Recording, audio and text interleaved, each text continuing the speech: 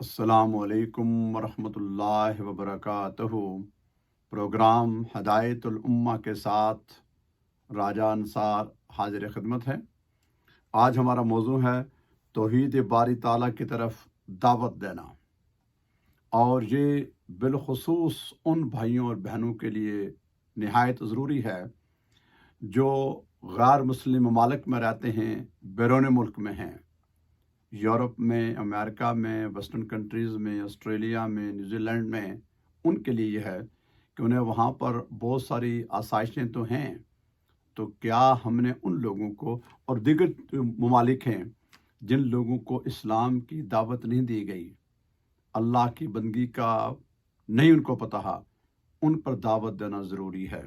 ارشاد باری تعالیٰ ہے سورہ بقرہ آیت 163، اعوذ باللہ من الشیطان الرجیم، وَإِلَٰهُكُمْ إِلَٰهٌ وَاحِدٌ لَا إِلَٰهَ إِلَّا الرَّحْمَٰنُ الرَّحِيمُ، اور تمہارا معبود خدائے واحد ہے، اس کے سوا کوئی معبود نہیں، وہ نہایت مہربان، بہت رحم فرمانے والا ہے۔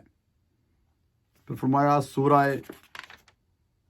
آل عمران آیت نمبر 18، شہد اللہ انہ لا الہ الا ہوا والملائکۃ واولو العلم قائما بالقسط لا الہ الا هو العزیز الحکیم۔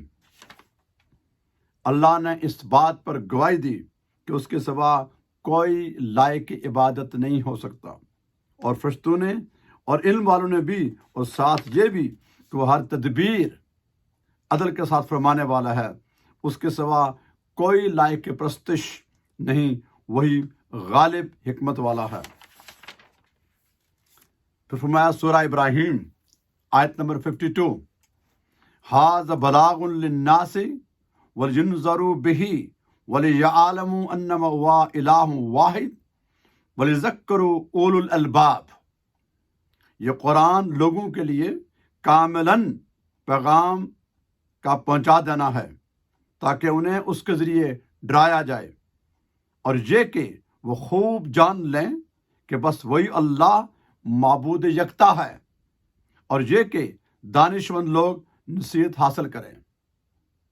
تو فرمایا سورہ نحل آیت نمبر 22، الہکم الہ واحد فالذین لا یؤمنون بالآخرۃ قلوبہم منکرۃ وہم مستکبرون۔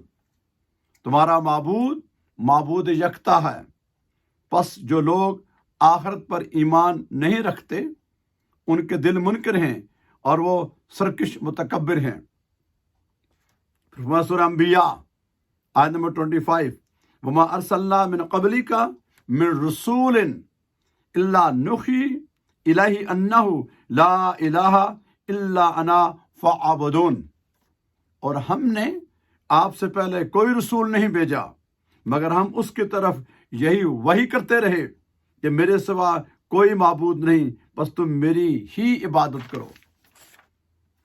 پھر سورہ اخلاص، قل هو اللہ احد اللہ الصمد لم یلد ولم یولد ولم یکن لہ کفوا احد۔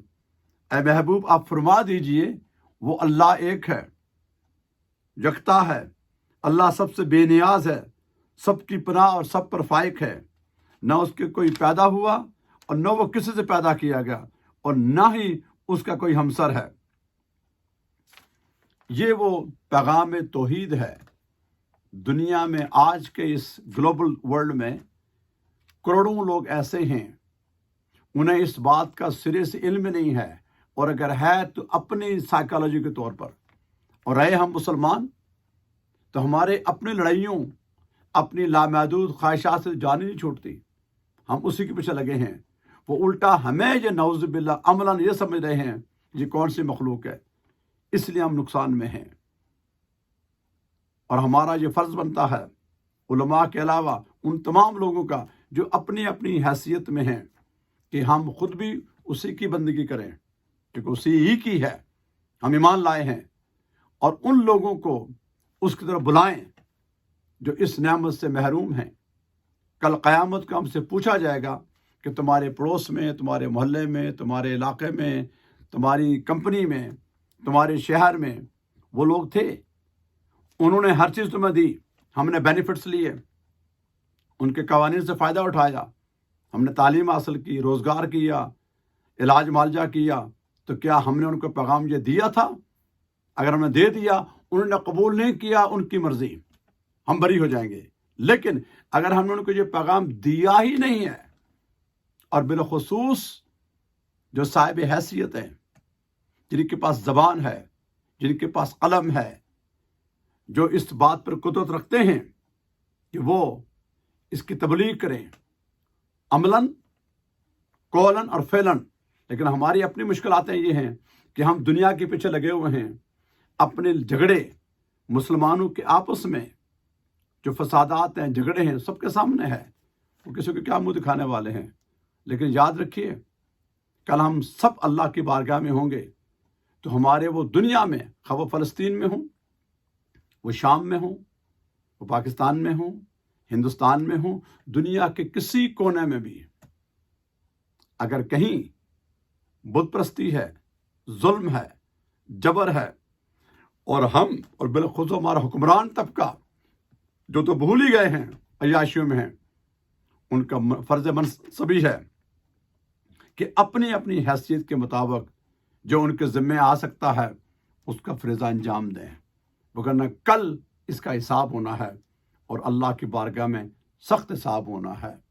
یہ اس کا کرم ہے، اس کی مہربانی ہے کہ اس کے جو ہے وہ معبود برحق، سب کو پالنے والا، پیدا کرنے والا، عطا کرنے والا، اس کے شہر میں، اس کی زمین میں مالک تو وہ ہے۔